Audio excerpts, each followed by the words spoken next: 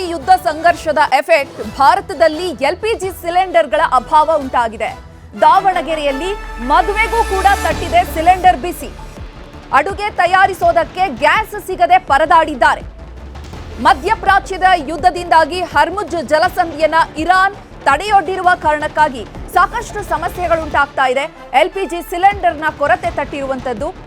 ದಾವಣಗೆರೆಯಲ್ಲಿ ಸಿಲಿಂಡರ್ ಸಿಗದೆ ಮದುವೆಗೂ ಕೂಡ ತೊಂದರೆ ಉಂಟಾಗಿದೆ. ಮದುವೆ ಮನೆಯಲ್ಲಿ ಅಡುಗೆ ತಯಾರು ಮಾಡಲಿಕ್ಕೆ ಸಿಲಿಂಡರ್ ಇಲ್ಲದೆ ಪರದಾಡಿದ್ದಾರೆ. ಕಳೆದ 2 ದಿನಗಳಿಂದ ಗ್ಯಾಸ್ಗಾಗಿ ಹುಡುಕಾಟವನ್ನ ನಡೆಸಿದ್ದಾರೆ. ಮದುವೆಗೆ ಬೇಕಾದ ಎಲ್ಲಾ ರೀತಿ ರೇಷನ್ಗಳನ್ನ ತಂದು ಇಟ್ಕೊಂಡಿದ್ದಾರೆ. ಆದ್ರೆ ಅಡುಗೆಯನ್ನ ಬೇಯಿಸೋದಕ್ಕೆ ಸಿಲಿಂಡರೇ ಇಲ್ಲ. 4,000 ಹಣ ಕೊಟ್ಟರು ಕೂಡ ಗ್ಯಾಸ್ ಸಿಲಿಂಡರ್ ಸಿಗ್ತಾ ಇಲ್ಲ. ಮತ್ತೊಂದು ಕಡೆ ಹಾಸ್ಟೆಲ್ ವಿದ್ಯಾರ್ಥಿಗಳಿಗೂ ಕೂಡ ಸಂಕಷ್ಟ ಉಂಟಾಗಿದೆ. ಒಂದ್ ಕಡೆ ದಾವಣಗೆರೆಯಲ್ಲಿ ಮದುವೆ ಮನೆಯಲ್ಲಿ ಸಂಕಷ್ಟ, ಇನ್ನೊಂದ್ ಕಡೆ ಹೋಟೆಲ್ನಲ್ಲೂ ಕೂಡ ಸಂಕಷ್ಟ. ಇತ್ತ ಹಾಸ್ಟೆಲ್ ವಿದ್ಯಾರ್ಥಿಗಳಿಗೂ ಕೂಡ ಊಟಕ್ಕೆ ಸಂಕಷ್ಟ ಉಂಟಾಗಿದೆ. ಹಾಸ್ಟೆಲ್ ಅಲ್ಲಿ ಆಹಾರವನ್ನ ತಯಾರಿಸೋದಕ್ಕೆ ಸಿಲಿಂಡರ್ ಕೊರತೆ ಉಂಟಾಗಿದೆ. 4,000 ಕೊಟ್ಟರು ಕೂಡ ಗ್ಯಾಸ್ ಸಿಲಿಂಡರ್ ಸಿಗ್ತಾ ಇಲ್ಲ. ಎಮರ್ಜೆನ್ಸಿ ಇದೆ, ಮದುವೆ ಮಾಡಬೇಕು, ಸಾವಿರಾರು ಜನ ಮದುವೆಗೆ ಬರ್ತಾರೆ, ಅವ್ರಿಗೆಲ್ಲ ಅಡುಗೆ ಮಾಡಬೇಕು ಅಂತ ಅಂದ್ರೂ ಕೂಡ ಸಿಲಿಂಡರ್ ಸಿಗ್ತಾ ಇಲ್ಲ. ಒಂದ್ ಕಡೆ ಕೃತಕ ಅಭಾವ ಉಂಟು ಮಾಡ್ತಾ ಇದ್ದಾರೆ ಏಜೆನ್ಸಿಗಳಿಂದ. ಮತ್ತೊಂದು ಕಡೆ ಏಜೆನ್ಸಿಗಳು ಸ್ಟಾಕ್ ಇಟ್ಕೋತಿದೆ, ಮುಂದೆ ಬೆಲೆ ಏರಿಕೆ ಆದಾಗ ಬೇಕಾಗುತ್ತೆ ಅಂತ ಹೇಳಿ ಅನ್ನುವಂಥ ಆರೋಪ ಕೂಡ ಕೇಳಿ ಬರ್ತಾ ಇದೆ. ಇದರ ಮಧ್ಯದಲ್ಲಿ ಭಾರತದಲ್ಲಿ LPG ಸಿಲಿಂಡರ್ಗಳ ಅಭಾವ ಶುರುವಾಗಿದೆ. ಇವತ್ತು ನಾಳೆ ನಮ್ಮ ಬ್ರದರ್ ಮದುವೆ ಇಟ್ಕೊಂಡಿದ್ದೀವಿ. ಆಲ್ಮೋಸ್ಟ್ ಎಲ್ಲ ಲಕ್ಷಾಂತರ ರೂಪಾಯಿ ಖರ್ಚು ಮಾಡಿ ರೇಷನ್ನು ಎಲ್ಲ ಚೌಟ್ರಿ ಬುಕ್ ಮಾಡಿ ಎಲ್ಲ ರೆಡಿ ಮಾಡಿ ಇಟ್ಕೊಂಡಿದ್ದೀವಿ. ಈ ಒಂದು 15 ದಿನದ 20 ದಿನದ ಮುಂಚೆನೇ ನಾವು ಸಿಲಿಂಡರ್ ಕಮರ್ಷಿಯಲ್ಲು ಒಂದು 8 ಸಿಲಿಂಡರ್ ಬುಕ್ ಮಾಡಿದ್ವಿ. ಅವರು ಡೆಲಿವರಿ ಮಾಡ್ತೀವಿ ಅಂತ ಹೇಳಿದರು. ಆದರೆ ಇವತ್ತಿನ ದಿನ ನೋಡ್ರಿ, ಇವಾಗ ಚೌಟ್ರಿ ಬಂದಿದ್ದೀವಿ, ರೇಷನ್ ಬಂದೈತಿ, ಎಲ್ಲ ಬಂದೈತಿ. ಸಿಲಿಂಡ್ರಿಗೋಸ್ಕರ ಕಾಯ್ತಾ ಇದ್ದೀವಿ. ಸಿಲಿಂಡ್ರು ಇಲ್ಲ, ಇವಾಗ ಈ ಕೊನೆ ಮೂಮೆಂಟಲ್ಲಿ ಹೇಳ್ತಿದ್ದಾರೆ ಸಿಲಿಂಡರ್ ಸಿಗ್ತಾಯಿಲ್ಲ ಅಂತ. ಈ ಒಂದು ವಾರದ ಕೆಳಗೆ 1,900 2,000 ಕಮರ್ಷಿಯಲ್ ಸಿಲಿಂಡರ್ ಸಿಗ್ತಾಯಿತ್ತು. ಇವತ್ತಿನ ದಿನ 4,500 ಕೊಡ್ತೀವಿ ಅಂದ್ರೆ ಒಂದು ಸಿಲಿಂಡರ್ ಸಿಗ್ತಾಯಿಲ್ಲ. ಬೆಳಗ್ಗೆಯಿಂದ ಈಗ 2 ದಿನದಿಂದ ಪರದಾಡ್ತಾ ಇದ್ದೀವಿ, ಒಂದು ಸಿಲಿಂಡರ್ ಕೂಡ ಸಿಗ್ತಾಯಿಲ್ಲ. ನೋಡಿರಿ, ಈಗ 3 ದಿನದಿಂದ ಒಂದು ಸಿಲಿಂಡರ್ ಮಾತ್ರ ತಂದಿಟ್ಟಿದ್ದೀವಿ. ಈಗ ಹೆಂಗೆ ಮಾಡಬೇಕು? ಮದುವೆ ಬೇರೆ ಹಮ್ಮಿಕೊಂಡ್ಬಿಟ್ಟಿದ್ದೀವಿ. ಇವತ್ತು ನಾಳೆ ಈಗ ಸಾಯಂಕಾಲ ಬೀಗರು ಬರ್ತಾರೆ. ಈಗ ಅಡುಗೆ ವ್ಯವಸ್ಥೆ ಮಾಡ್ಬೇಕು, ಏನು ಮಾಡ್ಬೇಕಂತಲೇ ದಿಕ್ಕೆ ತೋರಿಸ್ದಂಗೆ ಆಗೈತೆ. ಯುದ್ಧಗಳ ಕಾರಣದಿಂದ ಈಗ ನಾವು ಹಾಸ್ಟೆಲಲ್ಲಿ ನಾವು ಕಮರ್ಷಿಯಲ್ಲೇ ಬಳಸಬೇಕಾಗತ್ತೆ. ಈ ನಾರ್ಮಲ್ಲು ಹೌಸು ಹೋಲ್ಡಿಂಗ್ ತೊಗೊಳಕ್ಕಾಗಲ್ಲ. ಸೊ ಈ ಕಮರ್ಷಿಯಲ್ಲು ನಾವೀಗ ಹೊರಗಡೆ ತುಂಬ ಕಷ್ಟ ಆಗಿದೆ ಸಿಗೋದು. ಜೊತೆಗೆ ಬ್ಲಾಕಲ್ಲೆಲ್ಲ ಮಾರೋದು 5,000 6,000 ಒಂದೊಂದು ಸಿಲಿಂಡ್ರು ಈ ಥರ ಆಗಿದೆ. ಈಗ ಟೈಮಿಗೆ ಸರಿಗೆ ನಾವು ವಿದ್ಯೆನೂ ಕೊಡೋಕ್ಕಾಗ್ತಿಲ್ಲ, ಮಕ್ಕಳಿಗೆ ಊಟನೂ ಕೊಡೋಕ್ಕಾಗ್ತಿಲ್ಲ. ಈಗ ನಾವು ಇವಾಗ ಏನು ಮಾಡೋದು ಅಂತಂದರೆ ಮನೆಗೆ ಕಳಿಸ್ಬೇಕಾಗತ್ತೆ. ಈಗ ಅವ್ರಿಗೂ ಮನೆಗೆ ಕಳಿಸಿದ್ರೆ ಪೇರೆಂಟ್ಸಿಗೂ ಕುತೂಹಲ, ಏನು ಯಾಕೆ ನಮ್ಮದು ಮತ್ತು ಈ ವರ್ಷ ಏನಾಗುತ್ತೆ ಅನ್ನೋದು ಮಕ್ಕಳ ಭವಿಷ್ಯದಿಂದ ಆಟಾಡಬೇಕಾಗತ್ತೆ.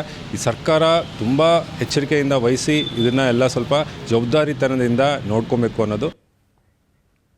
ಇನ್ನು ಈ ಬಗ್ಗೆ ಹೆಚ್ಚಿನ ಮಾಹಿತಿಯನ್ನು ನೀಡೋದಕ್ಕೆ ನಮ್ಮ ಪ್ರತಿನಿಧಿ ಸಂಜಯ್ ದೂರವಾಣಿ ಸಂಪರ್ಕದಲ್ಲಿ ಜಾಯ್ನ್ ಆಗ್ತಿದ್ದಾರೆ. ಸಂಜಯ್, ದಾವಣಗೆರೆಯಲ್ಲಿ ಮದುವೆ ಮನೆಗೆ ಯಾಕೆ ಸಿಲಿಂಡರ್ಗಾಗಿ ಪರದಾಟ ಉಂಟಾಗಿರುವಂತದ್ದು? ಒಂದ್ ಕಡೆ ಕೇಂದ್ರ ಸರ್ಕಾರ ಹೇಳುತ್ತೆ ಯಾವುದೇ ರೀತಿಯ ಇಂಧನ ಗ್ಯಾಸ್ ಸಮಸ್ಯೆ ಇಲ್ಲ ಅಂತ, ಆದ್ರೂ ಯಾಕೆ ಇವರಿಗೆ ಮೇನ್ ಮದುವೆಗೆ ಗ್ಯಾಸ್ ಅಭಾವ ಉಂಟಾಗಿದೆ? ಮೊದಲೇ ಬುಕ್ ಮಾಡ್ಕೊಂಡಿರ್ಲಿಲ್ವಾ ಇವರು? ಹೇಗೆ? ಚೈತ್ರ, ಏನು ಮಧ್ಯಪ್ರಾಚ್ಯ ಯುದ್ಧ ಹಿನ್ನೆಲೆ ಈಗ ಸಾಕಷ್ಟು ಬಿಸಿ ಏನು ಕಮರ್ಷಿಯಲ್ ಸಿಲಿಂಡರ್ಗಳ ಮೇಲೆ ತಟ್ಟಿದೆ ಅಂತಾನೆ ಹೇಳ್ಬೋದು. ಏನು ಮದುವೆ ಇವತ್ತು ಮತ್ತು ನಾಳೆ ಮದುವೆ ನಂಬ್ಕೊಂಡಿದ್ರು ಕೆಲವರು. ಆ ಮದುವೆಯೂ ಕೂಡ ಸಾಕಷ್ಟು ಸಮಸ್ಯೆ ಉಂಟಾಗ್ತದೆ. ಯಾಕಂದ್ರೆ ಲಕ್ಷಾಂತರ ರೂಪಾಯಿ ಹಣ ಖರ್ಚು ಮಾಡಿ ಈಗಾಗಲೇ ಎಲ್ಲ ರೀತಿಯ ಸಿದ್ಧತೆಗಳನ್ನ ಮಾಡ್ಕೊಳ್ಳಲಾಗಿದೆ. ಅದ ಬಾಣಸಿಗೂ ಕೂಡ ಬಂದು ವೆಯ್ಟ್ ಮಾಡ್ತಾ ಇದ್ದಾರೆ. ಆದ್ರೆ ಇಲ್ಲಿ ಅಡಿಗೆ ಮಾಡ್ಲಿಕ್ಕೆ ಸಿಲಿಂಡರ್ ಸಿಗ್ತಾ ಇಲ್ಲ ಅಂತ ಹೇಳಲಾಗ್ತಿದೆ. ಯಾಕಂದ್ರೆ ಈ ಕಳೆದ ಒಂದು 10 ದಿನಗಳ ಹಿಂದೆನೆ ಕೂಡ ನಾವು ಒಂದು 8 ಕಮರ್ಷಿಯಲ್ ಸಿಲಿಂಡರ್ಗಳನ್ನ ಬುಕ್ ಮಾಡಿದ್ವಿ. ಆದ್ರೆ ಯಾವುದೇ ರೀತಿ ಈಗ ಕೇಳಿದಂತ ಸಂದರ್ಭದಲ್ಲಿ ನಮ್ಮ ಬಳಿ ಸ್ಟಾಕ್ ಇಲ್ಲ ಅಂತ ಹೇಳಲಾಗ್ತಿದೆ ಅಂತ ಹೇಳ್ತಾ ಇದಾರೆ. ಈಗ ಸದ್ಯ ಅವರು ನಾವು 5,000 ರೂಪಾಯಿ ಎಕ್ಸ್ಟ್ರಾ ಕೊಡ್ತೀವಿ ಅಂದ್ರೂ ಕೂಡ ಅವ್ರಿಗೆ ಸಿಲಿಂಡರ್ ಎಲ್ಲೂ ಕೂಡ ಸಿಗ್ತಲ್ಲ. ಹಾಗಾಗಿ ಎಲ್ಲೆಲ್ಲಿ ಏಜೆನ್ಸಿಗಳಿದಾವೆ ಎಲ್ಲಾ ಕಡೆ ಕೂಡ ಅವರು ಒಂದು ಹೋಗಿ ಏನು ಸಿಲಿಂಡರ್ ಸಿಗುತ್ತಾ ಅನ್ನೋದೊಂದು ಕೇಳ್ಕೊಂಡು ಬರ್ತಾ ಇದೆ, ಆದ್ರೆ ಸಿಗ್ತಲ್ಲ. ಇನ್ನೊಂದ್ ಕಡೆ ಹಾಸ್ಟೆಲ್ ವಿದ್ಯಾರ್ಥಿಗಳಿಗೂ. ಸಂಜಯ್, ಹಾಗೆ ಸಂಪರ್ಕದಲ್ಲಿರಿ, ನಿಮ್ಮನ್ನ ಮತ್ತೊಮ್ಮೆ ಸಂಪರ್ಕಿಸ್ತೀವಿ. ಈಗ ಮದುವೆ ಮನೆಯಲ್ಲಿ ಏನ್ ಸಮಸ್ಯೆ ಉಂಟಾಗಿದೆ, ಆ ಮದುವೆ ಮನೆಯವರೇ ಜಯದೇವ ಅನ್ನುವಂಥವ್ರು ನಮ್ಮ ಜೊತೆ ದೂರವಾಣಿ ಸಂಪರ್ಕದಲ್ಲಿದ್ದಾರೆ. ನಮಸ್ತೆ ಸರ್. ನಮಸ್ತೆ ಮೇಡಮ್. ಸರ್, ನೀವು ಮದುವೆಗೆ ಮೊದಲೇನೆ ನೀವು ಬುಕ್ ಮಾಡ್ಕೊಂಡಿದ್ರ ಸಿಲಿಂಡರ್ನ? ಇವಾಗ ಏನಕ್ಕೆ ಕೊಡಲ್ಲ ಅಂತ ಹೇಳ್ತಿದ್ದಾರೆ ಅವರು? ಏನ್ ರೀಸನ್ ಹೇಳ್ತಿದ್ದಾರೆ?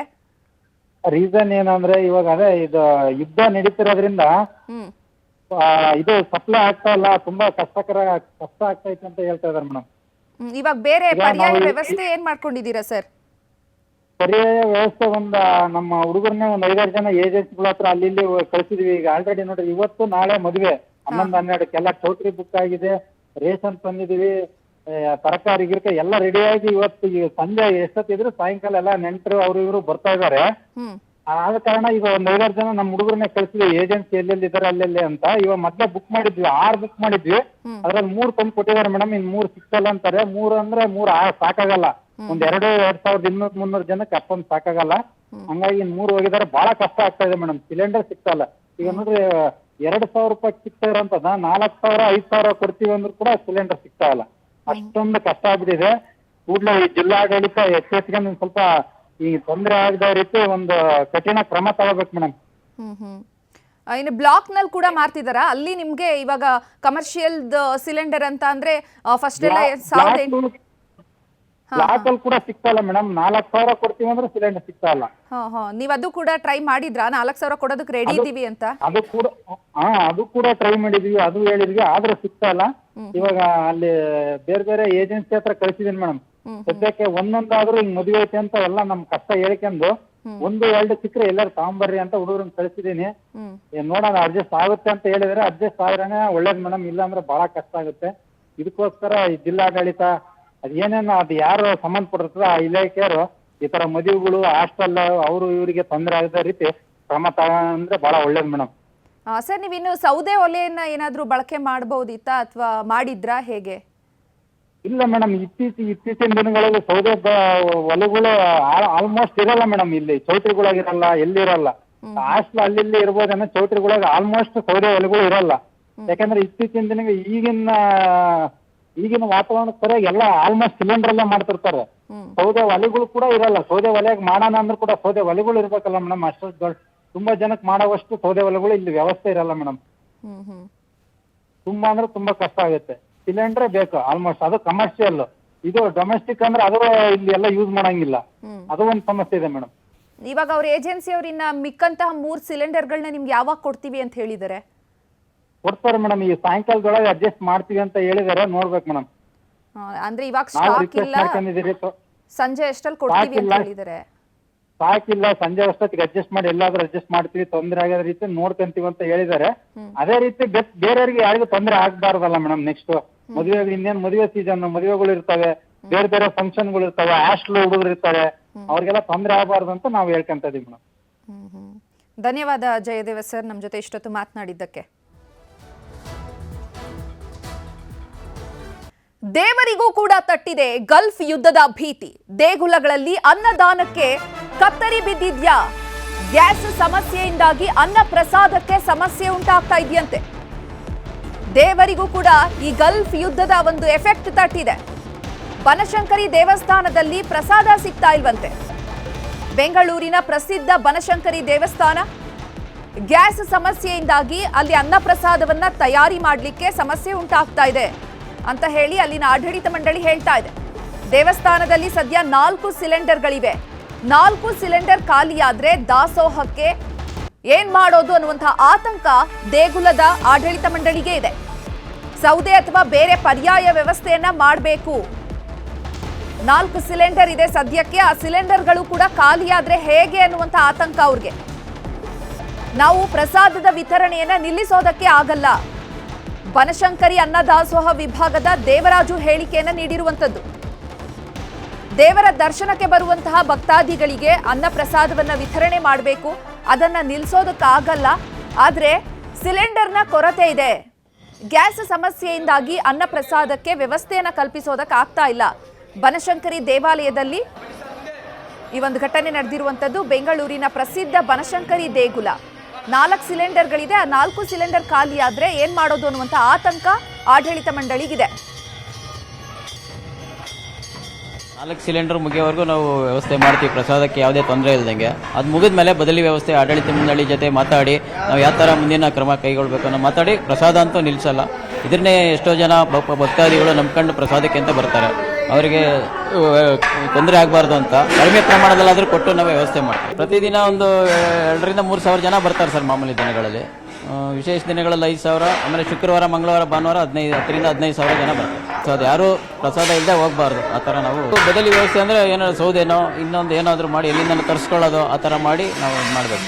ಕಮ್ಮಿ ಅಂದರೆ ಸ್ವಲ್ಪ ಪ್ರಮಾಣದಲ್ಲಿ ಕೊಡಬೇಕಾಗುತ್ತೆ ಸರ್, ಎಲ್ಲರಿಗೂ ಸಿಗಂಗೆ ಮಾಡಬೇಕು ಸರ್, ಅದರಿಂದ ಸ್ವಲ್ಪ ಪ್ರಮಾಣದಲ್ಲಿ ಕೊಡ್ತೀವಿ.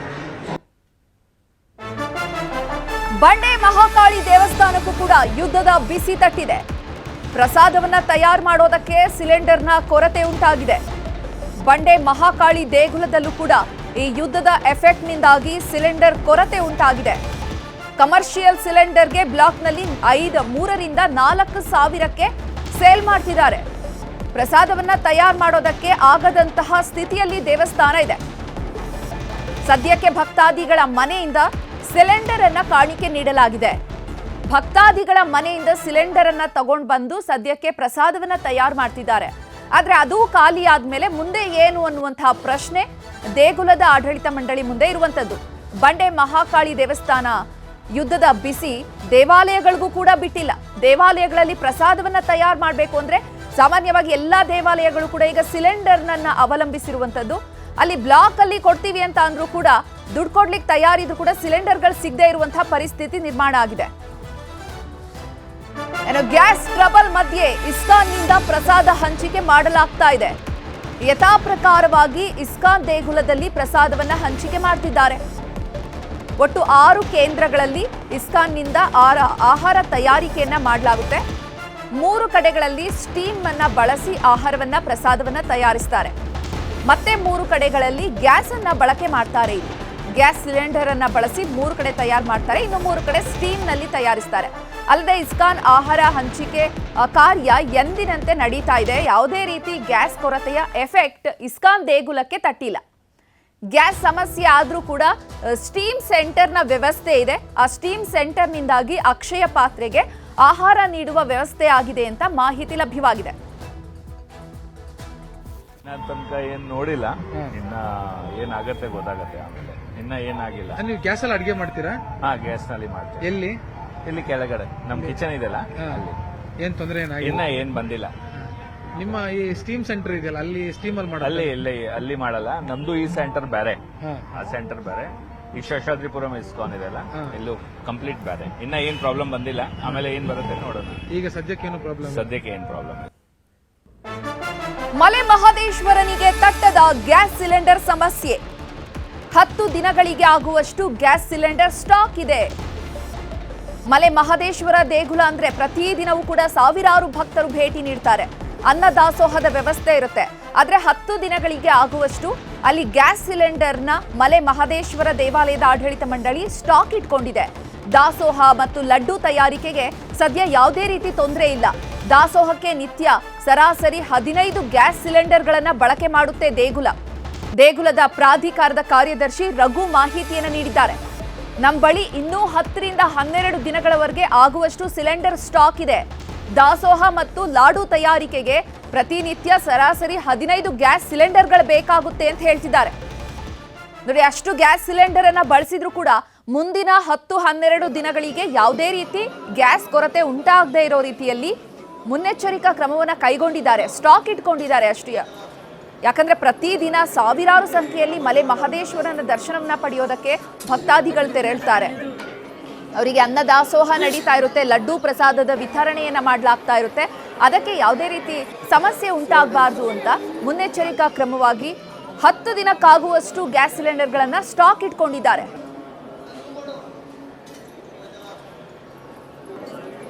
ಈಗಾಗಲೇ ಒಂದು ದೇಶಾದ್ಯಂತ ಪ್ರಪಂಚದಾದ್ಯಂತ ಒಂದು ತೈಲ ಬಿಕ್ಕಟ್ಟು ಹಿನ್ನೆಲೆಯಲ್ಲಿ ಒಂದು ಅನಿಲದ ಸಮಸ್ಯೆ ಉಂಟಾಗಿದೆ. ಹಾಗಾಗಿ ಇದು ಶ್ರೀ ಚಾಮರಾಜನಗರ ಜಿಲ್ಲೆ ಹನೂರು ತಾಲೂಕಿನ ಮಲೆ ಮಹದೇಶ್ವರ ಬೆಟ್ಟದಲ್ಲಿ ಪ್ರತಿದಿನ ನಿತ್ಯ ದಾಸೋಹ ನಡೀತಕ್ಕಂಥ ಸ್ಥಳವಾಗಿದ್ದು ಸಾವಿರಾರು ಭಕ್ತಾದಿಗಳು ಒಂದು ಪ್ರಸಾದವನ್ನು ಮತ್ತು ಉಪಯೋಗಿಸ್ತಾರೆ. ಹಾಗೂ ಲಾಡು ತಯಾರಿಕೆಯನ್ನು ನಾವು ಮಾಡ್ತಾ ಇದ್ದೀವಿ. ಹಾಗಾಗಿ ಈಗಾಗಲೇ ನಮಗೆ ಯುಗಾದಿ ಬರ್ತಕ್ಕಂಥ ಮುಂದಿನ ವಾರದಲ್ಲಿ ಯುಗಾದಿ ಜಾತ್ರಾ ಮಹೋತ್ಸವ ಕೂಡ ಇದೆ. ಪ್ರಾಧಿಕಾರದಲ್ಲಿ ನಮಗೆ ಪ್ರಸಾದ ಮಾಡಲಿಕ್ಕೆ ಭಕ್ತಾದಿಗಳಿಗೆ ಯಾವುದೇ ರೀತಿಯ ಒಂದು ಅನಿಲದ ಗ್ಯಾಸ್ ಸಿಲಿಂಡರ್ಗಳ ತೊಂದರೆ ಇಲ್ಲ. ಈಗಾಗಲೇ ನಮಗೆ ಸುಮಾರು 150 ಅನಿಲ ಸಿಲಿಂಡರ್ಗಳು ನಾವು ಸ್ಟಾಕ್ ಇಟ್ಕೊಂಡಿದ್ದೀವಿ. ಮುಂಬರ್ತಕ್ಕಂತಹ ದಿನಗಳಲ್ಲಿ ಈಗಾಗಲೇ ವಿತರಕರ ಜೊತೆ ನಾವು ಮಾತಾಡಿದ್ದೇವೆ. ಜಾತ್ರೆ ಹಿನ್ನೆಲೆಯಲ್ಲಿ ಇನ್ನೂ ಹೆಚ್ಚಿನ ಒಂದು ಗ್ಯಾಸ್ ಸಿಲಿಂಡರ್ಗಳನ್ನು ಸರಬರಾಜು ಮಾಡಿಕೊಡ್ಬೇಕಂತೇಳಿ ನಾವು ಪತ್ರವನ್ನು ಬರೆದಿದ್ದೇವೆ ಮತ್ತು ಮಾನ್ಯ ಜಿಲ್ಲಾಧಿಕಾರಿಗಳು ಕೂಡ ವಿಷಯವನ್ನು ತಿಳಿಸಿದ್ದೇವೆ. ಹಾಗಾಗಿ ನಮ್ಮ ಮಲೆ ಮಹದೇಶ್ವರ ಬೆಟ್ಟದ ಪ್ರಸಾದದ ದಾಸೋಹ ವ್ಯವಸ್ಥೆಯಲ್ಲಿ ಯಾವುದೇ ರೀತಿಯ ಗ್ಯಾಸ್ ಸಿಲಿಂಡರ್ ತೊಂದರೆ ಆಗಿಲ್ಲ ಅಂತಕ್ಕಂಥ ವಿಷಯವನ್ನು ನಾನು ಈ ಮೂಲಕ ತಿಳಿಯಲು ನಾನು ಬಯಸ್ತೇನೆ. ಕುಕ್ಕೆ ಸುಬ್ರಹ್ಮಣ್ಯ ಕ್ಷೇತ್ರದಲ್ಲೂ ಕೂಡ ಗ್ಯಾಸ್ ಸಿಲಿಂಡರ್ ಟ್ರಬಲ್ ಉಂಟಾಗಿದೆ. ದಾಸೋಹಕ್ಕೆ 3 ದಿನಕ್ಕಾಗುವಷ್ಟು ಮಾತ್ರ ಗ್ಯಾಸ್ ಇದೆ. ದಿನಕ್ಕೆ 20 ಸಿಲಿಂಡರ್ಗಳ ಬಳಕೆಯನ್ನ ಮಾಡಲಾಗುತ್ತೆ. ನೋಡಿ, ಕುಕ್ಕೆ ಸುಬ್ರಹ್ಮಣ್ಯ ಕ್ಷೇತ್ರಕ್ಕೂ ಕೂಡ ಗ್ಯಾಸ್ ಸಿಲಿಂಡರ್ನ ಟ್ರಬಲ್ ಉಂಟಾಗುವಂತಹ ಸಾಧ್ಯತೆ ಇದೆ. ಯಾಕೆಂದ್ರೆ 3 ದಿನಕ್ಕಾಗುವಷ್ಟು ಗ್ಯಾಸ್ ಸ್ಟಾಕ್ ಇಟ್ಕೊಂಡಿದ್ದಾರೆ. ಪ್ರತಿದಿನ 20 ಸಿಲಿಂಡರ್ಗಳು ಬೇಕಾಗುತ್ತೆ. 3 ದಿನದಲ್ಲಿ ಗ್ಯಾಸ್ ಪೂರೈಕೆ ಆಗದೆ ಇದ್ರೆ ಅನ್ನದಾಸೋಹಕ್ಕೆ ತೊಂದರೆ ಉಂಟಾಗುತ್ತೆ. ಅನ್ನದಾನದಲ್ಲಿ ನೀಡುವಂತಹ ಕೆಲವು ಪದಾರ್ಥಗಳನ್ನ ಕಡಿತ ಮಾಡುವಂತಹ ಸಾಧ್ಯತೆ ಇದೆ. ಕುಕ್ಕೆ ಸುಬ್ರಹ್ಮಣ್ಯ ಕ್ಷೇತ್ರದಲ್ಲೂ ಕೂಡ ಗ್ಯಾಸ್ ಸಿಲಿಂಡರ್ ಟ್ರಬಲ್ ಉಂಟಾಗಿದೆ. ದಾಸೋಹಕ್ಕೆ 3 ದಿನಕ್ಕೆ ಆಗುವಷ್ಟು ಮಾತ್ರ ಗ್ಯಾಸ್ ಇದೆ. ದಿನಕ್ಕೆ 20 ಸಿಲಿಂಡರ್ ಬಳಕೆಯನ್ನ ಮಾಡ್ತಾ ಇರುವಂತದ್ದು ದೇಗುಲದಲ್ಲಿ. ಇನ್ನು 3 ದಿನ ಪೂರೈಕೆ ಆದ್ರೆ ಮತ್ತೆ ಈ ಸ್ಟಾಕ್ ಇರುವಂತದನ್ನ 3 ದಿನ ಬಳಸ್ತಾರೆ. ಅದಾದ್ಮೇಲೆ ಏನು ಅನ್ನುವಂತಹ ಆತಂಕ ದೇಗುಲದ ಆಡಳಿತ ಮಂಡಳಿಗೆ ಇದೆ. ಕೆಲವೊಂದು ದೇಗುಲಗಳಲ್ಲಿ 10 ದಿನಕ್ಕಾಗುವಷ್ಟು ಸ್ಟಾಕ್ ಇದ್ರೆ, ಕೆಲವೊಂದು ದೇಗುಲಗಳಲ್ಲಿ 1 ದಿನ 3 ದಿನಕ್ಕಾಗುವಷ್ಟು ಸ್ಟಾಕ್ ಇಟ್ಕೊಂಡಿದ್ದಾರೆ. ಅದಾದ್ಮೇಲೆ ದೇಗುಲಗಳಲ್ಲೂ ಕೂಡ ಪ್ರಸಾದ ವಿತರಣೆಗೂ ಅಡ್ಡಿಯಾಗೋ ಆತಂಕ ಎದುರಾಗಿದೆ.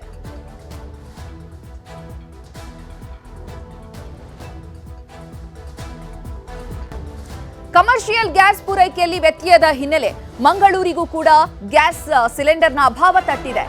ಮಂಗಳೂರಿನ ಹೋಟೆಲ್ಗಳಲ್ಲಿ ದೋಸೆ ತಿಂಡಿಗೆ ಬ್ರೇಕ್ ಹಾಕಲಾಗಿದೆ. ನೋಡಿ, ದೋಸೆ ಮಾಡಬೇಕು ಅಂತ ಅಂದ್ರೆ ಸಾಮಾನ್ಯವಾಗಿ ಪೂರಿ, ದೋಸೆ ಇಂತಹ ತಿಂಡಿಗಳ ತಯಾರು ಮಾಡಲಿಕ್ಕೆ ಅತಿ ಹೆಚ್ಚಾಗಿ ಸಿಲಿಂಡರ್ ಬಳಕೆಯಾಗುತ್ತೆ. ಹಾಗಾಗಿ ಮಂಗಳೂರಿನ ತಾಜ್ ಹೋಟೆಲ್ನಲ್ಲಿ ದೋಸೆಗೆ ಬ್ರೇಕ್ ಹಾಕಿದ್ದಾರೆ. ಮಂಗಳೂರಿನ ಬನ್ಸ್ಗೂ ಕೂಡ ಗ್ಯಾಸ್ ವ್ಯತ್ಯಯ ತಟ್ಟಿದೆ. ಜಿಲ್ಲೆಯಲ್ಲಿ 500ಕ್ಕೂ ಅಧಿಕ ವೆಜ್ ಹೋಟೆಲ್ಗಳಿದೆ. ಆ ವೆಜ್ ಹೋಟೆಲ್ಗಳಲ್ಲಿ ವೆಜ್ ಐಟಮ್ಗಳಾದಂತಹ ಪೂರಿ, ದೋಸೆ, ಕರಿದಂತಹ ತಿಂಡಿ ಪದಾರ್ಥಗಳು, ಸಾಕಷ್ಟು ಪದಾರ್ಥಗಳನ್ನ ತಯಾರಿ ಮಾಡಲಿಕ್ಕೆ ಸಾಕಷ್ಟು ಸಿಲಿಂಡರ್ ಅನ್ನ ಬೇಕಾಗುತ್ತೆ. ಗ್ಯಾಸ್ ಅತಿ ಹೆಚ್ಚಾಗಿ ಬಳಕೆ ಮಾಡಬೇಕಾಗುತ್ತೆ. ಈ ಬಜ್ಜಿ, ಬೋಂಡಾ, ಈ ರೀತಿ ಸಿಹಿ ಪದಾರ್ಥಗಳು, ಇನ್ನೆಲ್ಲ ಕರಿದಂತಹ ತಿಂಡಿಗಳನ್ನ ಮಾಡಲಿಕ್ಕೆ. ಹಾಗಾಗಿ ಇಂತಹ ತಿಂಡಿಗಳಿಗೆ, ಕೆಲವೊಂದು ಗ್ಯಾಸ್ ಬಳಕೆ ಅತಿ ಹೆಚ್ಚಾಗಿ ಬೇಕಾಗುವಂತಹ ತಿಂಡಿಗಳಿಗೆ ಬ್ರೇಕ್ ಹಾಕಲಾಗಿದೆ. ಜಿಲ್ಲೆಯಲ್ಲಿ 500ಕ್ಕೂ ಅಧಿಕವಾಗಿ ವೆಜ್ ಹೋಟೆಲ್ಗಳಿದೆ. ಈಗಾಗಲೇ 10% ಹೋಟೆಲ್ಗಳು ಗ್ಯಾಸ್ ಅಭಾವದಿಂದಾಗಿ ಮುಚ್ಚಲ್ಪಟ್ಟಿದೆ ಮಂಗಳೂರಿನಲ್ಲಿ. ಅಡುಗೆಗೆ ಗ್ಯಾಸ್ ಸಿಲಿಂಡರ್ ಸಿಗ್ತಾ ಇಲ್ಲ. ಒಂದ್ ಕಡೆ ಮದುವೆ ಮನೆಗಳಿಗೂ ಕೂಡ ಗ್ಯಾಸ್ ಸಿಲಿಂಡರ್ ಸಿಗ್ತಾ ಇಲ್ಲ. ದೇಗುಲದಲ್ಲೂ ಕೂಡ ಗ್ಯಾಸ್ ಸಿಲಿಂಡರ್ನ ಅಭಾವ ಉಂಟಾಗಿದೆ. ಹೀಗಾಗಿ ಮಂಗಳೂರಿನಲ್ಲೂ ಕೂಡ ಗ್ಯಾಸ್ ಸಮಸ್ಯೆ ಉಂಟಾಗಿರುವಂಥದ್ದು. ಕಮರ್ಷಿಯಲ್ ಗ್ಯಾಸ್ ಪೂರೈಕೆಯಲ್ಲಿ ವ್ಯತ್ಯಯ ಆದ ಹಿನ್ನೆಲೆ ಮಂಗಳೂರಲ್ಲಿ 500ಕ್ಕೂ ಹೆಚ್ಚು ವೆಜ್ ಹೋಟೆಲ್ಗಳಿದೆ. ಆ ಹೋಟೆಲ್ಗಳಲ್ಲಿ ಕೆಲವೊಂದು ಹೋಟೆಲ್ಗಳನ್ನ ಕ್ಲೋಸ್ ಮಾಡಿಬಿಟ್ಟಿದ್ದಾರೆ. ಯಾವ ಅಡುಗೆ ತಯಾರು ಮಾಡಲಿಕ್ಕೂ ಕೂಡ ನಮ್ಮ ಹತ್ರ ಸಿಲಿಂಡರ್ ಇಲ್ಲ ಅಂತ ಹೇಳಿ. ಆದರೆ ಇನ್ನೂ ಕೆಲವೊಂದು ಹೋಟೆಲ್ಗಳಲ್ಲಿ ಅಡುಗೆಯನ್ನು ಸ್ಟಾಪ್ ಮಾಡಿಲ್ಲ. ಆದರೆ ಅತಿ ಹೆಚ್ಚಾಗಿ ಗ್ಯಾಸ್ ಬಳಕೆಯಾಗುವಂತಹ ತಿಂಡಿ ಪದಾರ್ಥಗಳೇನಿದೆ, ಈ ದೋಸೆ, ಪೂರಿ ಮತ್ತು ಬಜ್ಜಿ, ಬೋಂಡಾ, ಈ ರೀತಿ ಕರಿದ ಪದಾರ್ಥಗಳು, ಅದನ್ನು ಮಾಡಲಿಕ್ಕೆ ಅತಿ ಹೆಚ್ಚು ಗ್ಯಾಸ್ ಬೇಕಾಗುತ್ತೆ. ಹಾಗಾಗಿ ಅದನ್ನು ಮಾತ್ರ ಈ ಮೆನುವಿನಿಂದ ಕಟ್ ಮಾಡಿದ್ದಾರೆ. ಈ ಮಂಗಳೂರು ಬನ್ಸ್ ಅಂದರೆ ಅದೇ ಫೇಮಸ್, ಅದಕ್ಕೂ ಕೂಡ ಬ್ರೇಕ್ ಹಾಕ್ಬಿಟ್ಟಿದ್ದಾರೆ. ಮಂಗಳೂರಿನ ತಾಜ್ ಮಹಲ್ ಹೋಟೆಲ್ನಲ್ಲಿ ದೋಸೆಗೆ ಬ್ರೇಕ್ ಹಾಕಿದ್ದಾರೆ.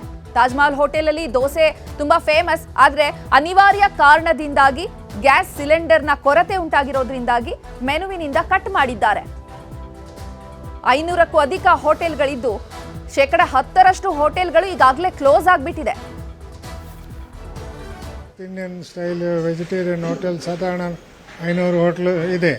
ಅದರಲ್ಲಿ ಸಾಧಾರಣ 220 ಜನ ನಮ್ಮ ಮೆಂಬರ್ಗಳೇ. ಆದ್ದರಿಂದ ಸಾಧಾರಣ ಒಂದು 10% ಹೋಟೆಲಿಯರ್ಸ್ ಆಲ್ರೆಡಿ ಬಂದ್ ಮಾಡಿದ್ದಾರೆ. ಕೆಲವರು ತಮ್ಮ ಐಟಮನ್ನು ಕಮ್ಮಿ ಮಾಡಿದ್ದಾರೆ. ಮೇನ್ಲಿ ದೋಸೆ ಐಟಮು ಬೆಳಿಗ್ಗೆಯಿಂದ ಮಧ್ಯಾಹ್ನ ಇರುವುದಿಲ್ಲ, ಫಾರ್ ಎಕ್ಸಾಂಪಲ್. ಹಾಗೆ ಬಾಕಿ ಐಟಮ್ಗಳನ್ನು ಕಮ್ಮಿ ಮಾಡಿದ್ದಾರೆ. ಆಲ್ಟರ್ನೇಟಿವ್ ನಾವು ಯೂಸ್ ಮಾಡಲಿಕ್ಕೆ ಆಗೋದಿಲ್ಲ. ಕಟ್ಟಿಗೆ ಯೂಸ್ ಮಾಡಲಿಕ್ಕೆ ಆಗೋದಿಲ್ಲ. ಕರೆಂಟ್ ಅದರ ಮೊದಲು ಆಗೋದಿಲ್ಲ.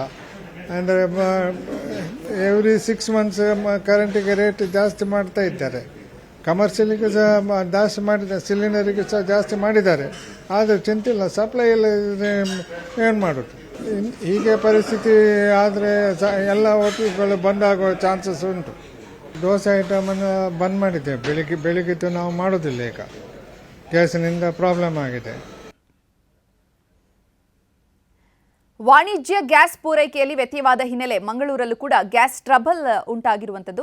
ಇನ್ನು ಈ ಬಗ್ಗೆ ಹೆಚ್ಚಿನ ಮಾಹಿತಿಯನ್ನು ನೀಡ್ತಾರೆ ನಮ್ಮ ಪ್ರತಿನಿಧಿ ಕಿಶನ್ ಶೆಟ್ಟಿ. ನೇರ ಸಂಪರ್ಕದಲ್ಲಿ ಜಾಯ್ನ್ ಆಗ್ತಿದ್ದಾರೆ. ಕಿಶನ್, ರಾಜ್ಯಾದ್ಯಂತ ಗ್ಯಾಸ್ ಸಿಲಿಂಡರ್ ಅಭಾವ ಯಾವ ರೀತಿ ಇದೆ ಅನ್ನೋದನ್ನು ಗಮನಿಸ್ತಿದ್ದೀವಿ. ಸದ್ಯಕ್ಕೆ ಮಂಗಳೂರಲ್ಲಿ ಯಾವ ರೀತಿ ಪರಿಸ್ಥಿತಿ ಇದೆ?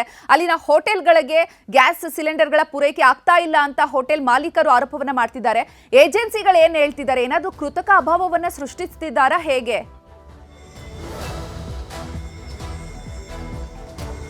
ಇಲ್ಲ, ಮಂಗಳೂರಿನ ಬಹುತೇಕ ಹೋಟೆಲ್ಗಳಲ್ಲಿ ಇದೇ ಸಮಸ್ಯೆ ತಲೆದೂರಿದೆ. ಯಾಕಂದ್ರೆ 90% ಹೋಟೆಲ್ಗಳು ಅವಲಂಬಿಸಿರೋದು ಗ್ಯಾಸ್ಗಳನ್ನೇ. ಹಾಗಾಗಿ ಮಂಗಳೂರಿನ ಹಲವು ಹೋಟೆಲ್ಗಳಲ್ಲಿ ಸಮಸ್ಯೆಗಳು ಬಹಳಷ್ಟು ತೀವ್ರವಾಗಿ ಕಾಡ್ತಾ ಇದೆ. ಇವತ್ತು ನಾಳೆಗಷ್ಟು ಮಾತ್ರ ಸ್ಟಾಕ್ ಇರುವಂತಹ ಸನ್ನಿವೇಶಗಳು ಹೋಟೆಲ್ಗಳಿದೆ. ನಾವೀಗ ಮಂಗಳೂರಿನ ಬನ್ಸ್ ಹಾಸ್ಟೆಲ್ ಪಕ್ಕದಲ್ಲಿರುವಂತಹ ತಂದೂರು ಹೋಟೆಲ್ ಅಲ್ಲಿ ಇದೆ. ಸಾಕಷ್ಟು ಸಂಖ್ಯೆಯಲ್ಲಿ ಪ್ರವಾಸಿಗರು ಈ ಹೋಟೆಲ್ಗೆ ಬರೋ ಕಾರಣಕ್ಕಾಗಿ ನಾವು ಇಲ್ಲಿ ಬಂದಿದ್ದೇವೆ. ನಮ್ಮ ಜೊತೆ ಮಾತಾಡೋಕೆ ಈ ಹೋಟೆಲ್ನ ಮ್ಯಾನೇಜರ್ ಇದ್ದಾರೆ. ಸರ್, ಎಷ್ಟು ಸಮಸ್ಯೆ ಆಗ್ತಾ ಇದೆ ಗ್ಯಾಸ್? ಸರ್, ಕಂಡಪಡಿ ಸಮಸ್ಯೆ ಸರ್. ನಾವು ನೋಡಿ, ಈಗ ಗ್ಯಾಸ್ ಸಿಲಿಂಡರ್ ಗಾಡಿಗಳು ಹೊರಗೆ ಎಲ್ಲ ಸಿಗ್ತೇವೆ ಅಂತೇಳಿ ನಾವು ಕಾದು ನಿಂತಿದ್ದೇವೆ. ಗ್ಯಾಸ್ ಇಲ್ಲ ಅಂತ ಹೇಳಿದರೆ ಇವತ್ತಿನ ದಿನವರೆಗೆ ಆಗ್ತದೆ, ನಾಳೆದು ಎಂತ ಅಂತೇಳಿ ಹೇಳುವಂಥ ಪರಿಸ್ಥಿತಿ ಇಲ್ಲ. ತುಂಬ ಕಷ್ಟವಾದ ದಿವಸ ಸರ್. ನಮಗೆ ರೆಸ್ಟೋರೆಂಟಿಗೆ ನೀರು, ಗ್ಯಾಸ್ ಮತ್ತು ಸ್ಟಾಫ್, ಈ 3 ಮ್ಯಾನ್ ಪವರ್, ಈ 3 ಅಂಶ ನಮಗೆ ಮೈನ್. ಅದರಲ್ಲಿ ಈ ಗ್ಯಾಸ್ ಇಲ್ಲ ಅಂತ ಹೇಳಿದರೆ ಕುಕ್ಕಿಂಗ್ ಸಾಧ್ಯನೇ ಇಲ್ಲ. ಕುಕ್ಕಿಂಗ್ ಸಾಧ್ಯ ಇಲ್ಲ ಅಂದರೆ ವ್ಯಾಪಾರ ಮಾಡಲಿಕ್ಕೆ ಆಗೋದಿಲ್ಲ. ನಮ್ಮ ಹೋಟ್ಲಲ್ಲಿ, ನಮ್ಮ ಸಂಸ್ಥೆಯಲ್ಲಿ ತುಂಬ ಜನ ಕೆಲಸಕ್ಕಿದ್ದಾರೆ. ಅವರ ಫ್ಯಾಮಿಲಿ ಕೂಡ ತುಂಬ ಪ್ರಾಬ್ಲಮಲ್ಲಿ ಬರ್ತಾರೆ. ನಮಗೆ ಪ್ರಾಬ್ಲಮ್ ಆದರೆ ಎಲ್ರಿಗೂ ಪ್ರಾಬ್ಲಮ್ ಆದ ಹಾಗೆ. ನಾನು ಕರ್ನಾಟಕ ಸರ್ಕಾರ ಹತ್ರ ಒಂದೇ ಮನವಿ ಏನು ಮಾಡ್ತೇನೆ ಅಂತ ಹೇಳಿದರೆ, ದಯವಿಟ್ಟು ಈ ಕಮರ್ಷಿಯಲ್ ಗ್ಯಾಸನ್ನು ನಿಲ್ಲಿಸಬೇಡಿ. ಎಲ್ಲ ಕಡೆ ಕೂಡ ಇದು ಗ್ಯಾಸ್ ಬರುವ ಹಾಗೆ ನಿಮ್ಮ ಪ್ಲ್ಯಾನನ್ನು ಮಾಡಿ. ನಮಗೆ ತುಂಬ ಇದರಿಂದ ಫುಡ್ಡನ್ನು ಕಟ್ ಮಾಡಬೇಕಾಗ್ತದೆ, ಐಟಮ್ಸ್ಗಳು ಕಮ್ಮಿ ಮಾಡಬೇಕಾಗ್ತದೆ. ಎಲ್ಲ ವಿಷಯದಲ್ಲಿ ನಾವು ಇದರಲ್ಲಿ ಕಾಂಪ್ರಮೈಸ್ ಮಾಡಬೇಕಾಗ್ತದೆ. ನಮಗೆ ಕಾಂಪ್ರಮೈಸ್ ಮಾಡಿದರೆ ಎಲ್ಲ ವ್ಯಾಪಾರ ವ್ಯವಹಾರಕ್ಕೆ ತುಂಬ ಕಷ್ಟ ಆಗ್ತದೆ. ಈಗ ಬೇರೆ ಹೋಟೆಲ್ಗಳಲ್ಲಿ ಸಾಕಷ್ಟು ಫುಡ್ ಐಟಮ್ ಶಾರ್ಟ್ ಲಿಸ್ಟ್ ಮಾಡಿದ್ದಾರೆ. ನಿಮ್ಮ ಹೋಟೆಲಲ್ಲಿ ಯಾವ ರೀತಿಯಾಗಿ ಮಾಡಿ? ನಾವು ಇಷ್ಟವರೆಗೆ ಏನು ಮಾಡಿಲ್ಲ. ಗಿರಾಕಿಗಳಿಗೆ ಎಲ್ಲ ರೀತಿಯ ಫುಡ್ಡನ್ನು ಕೊಡುವಂಥ ಪ್ರಯತ್ನ ಮಾಡ್ತಾ ಇದ್ದೀವಿ. ನಾವು ಏನಂತ ಹೇಳಿದರೆ, ಇನ್ನು ಮುಂದೆ ಇದೇ ಪರಿಸ್ಥಿತಿ ಬಂದರೆ ಫುಡ್ ಕಾಸ್ಟಿಂಗ್ ಮಾಡಬೇಕಾಗ್ತದೆ. ಅನ್ನ ಮೇಯ್ನ್ ಬೇಕು. ಅನ್ನಕ್ಕೆ ಮಿನಿಮಮ್ 3 hours.